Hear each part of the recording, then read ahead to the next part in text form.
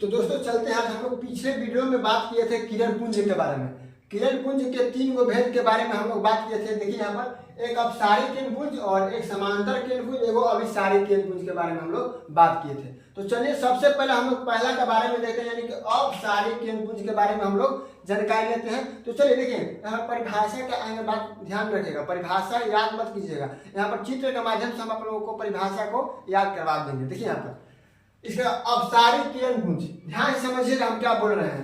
क्या बोल रहे हैं यहाँ पर अपसारी किरण पुंज, इसमें प्रकाश की किरणें एक बिंदु स्रोत से निकल कर क्या होती हैं, फैलती चली जाती है। याद रखिएगा, क्या इसमें प्रकाश की किरणें एक बिंदु स्रोत से निकल कर क्या होती हैं, फैलती चली जाती है। तो परिभाषा याद हो गया। इसमें प्रकाश की किरणें एक बिंदु स्रोत से निकल कर क्या होती है, फैलती चली जाती है। परिभाषा आप लोग को याद हो गया होगा।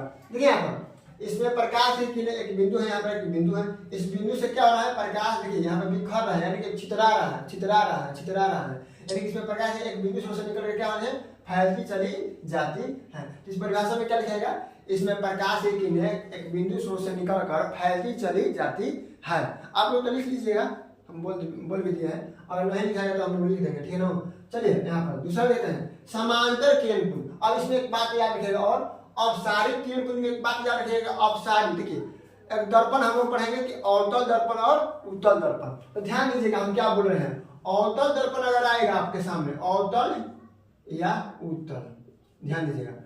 और क्या होगा, एक अपसारी होता है और एक अभिसारी होता है। समांतर हमारा इतना महत्वपूर्ण नहीं है, लेकिन देखिए ये वाला और ये वाला बहुत ज्यादा महत्वपूर्ण है। तो बात को समझिएगा। देखिए अपसारी जो किरण पुंज होता है ना, ध्यान दीजिएगा। अपसारी किरण आगे प आता है या आगे भ आता है, यानी देखिए आगे इसमें प है, जैसे देखिए यहाँ पर प है, यहाँ पर क्या है, भ है। तो आगे प आता है कि आगे भ आता है, तो आप लोग कहिएगा आगे प आता है। इसमें उल्टा करना है, क्या आगे भ को लाना है। इसमें क्या करेंगे, आगे भ, यानी कि अभिसारी। इसमें क्या होगा, अभिसारी, ठीक है ना। और इसमें क्या होगा हम लोग का, अपसारी। बात समझ में आ गया होगा आप लोगों को। ये क्या है, ये दर्पण में हम बताए हैं आपको, क्या दर्पण में बताए हैं। मैंने नहीं कि अवतल दर्पण में होगा तब, ये अवतल दर्पण में होगा तब, ये उत्तल दर्पण में होगा तब। याद रखिएगा, ये उत्तल दर्पण में होगा तब, इस बात को याद रखिएगा।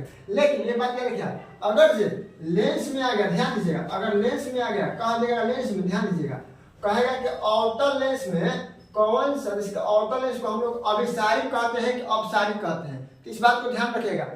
जब अवतल लेंस आएगा तो कुछ नहीं करना है, जैसे हम बताए अभी कि आगे क्या आता है, आगे प आता है, और उसके बाद क्या आता है, भ आता है। तो आगे प को रखेंगे, जैसे कि देखिएगा यहाँ पर आएगा, देखिए ध्यान दीजिएगा, बात को समझिएगा। अगर आ गया उत्तल, देखिए उत्तल लेंस, ध्यान दीजिएगा, उत्तल, और क्या होता है, अवतल होता है। आगे आगे अवतल को लिख लेते हैं हम लोग, अवतल। उसके बाद क्या होता है, उत्तल, ठीक है। ये लेंस के बारे में हम लोग बात कर रहे हैं अभी, ये दर्पण के बारे में बात किए हैं हम लोग, ठीक है।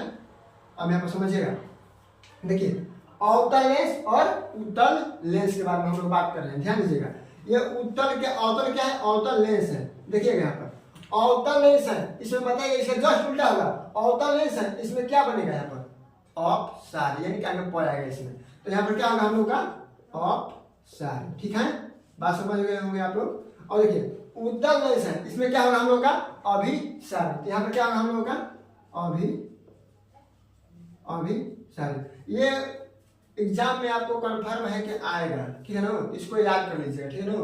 पूछ देगा कि अवतल लेंस क्या है, अपसारी हो गए, ऑप्शन में देगा अपसारी है या समांतर है, या जैसे कि देगा कि अभिसारी है, तो ऑप्शन में आपको मारना पड़ेगा, ठीक है। तो आप लोग को याद हो जाएगा ये वाला, ठीक है। अवतल लेंस में अपसारी होगा और उत्तल लेंस में अभिसारी होगा।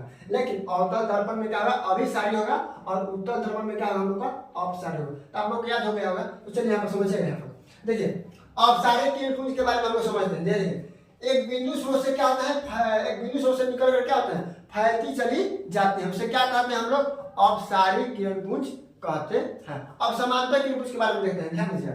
समांतर किरण पुंज, इसमें प्रकाश की किरणें एक दूसरे की समांतर होती है। देखिएगा, बात को समझिएगा। इसमें प्रकाश की किरणें क्या होती है, एक दूसरे के समांतर होती है। यानी कि देखिएगा यहाँ पर, ये देखिए समांतर किरण पुंज हम लोग खींच दें, एक दूसरे के क्या होते हैं, समांतर होते हैं। ध्यान दीजिएगा, एक दूसरे के क्या होते हैं, समांतर होते हैं। याद रखिएगा, इसमें प्रकाश की किरणें एक दूसरे के आते हैं, एक दूसरे के समांतर होते हैं। यानी कि आपको तो परिभाषा याद हो गया, आप लोग लिख सकते हैं। समांतर किरण पुंज किसे कहते हैं, इसमें प्रकाश की किरणें इसमें प्रकाश की किरणें एक दूसरे क्या होती हैं, समांतर होती है। और एक और लिखा है ऊपर हम क्या, अपसारी किरणपुंज।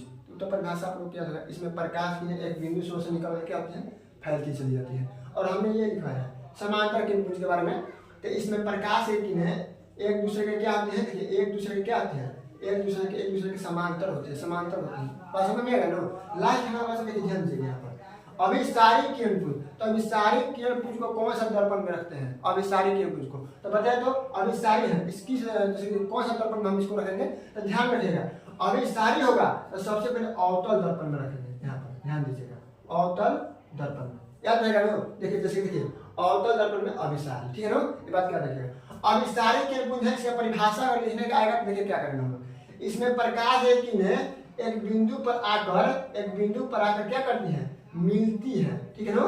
इसमें प्रकाश की एक बिंदु पर आकर क्या होती है, मिलती चली जाती है।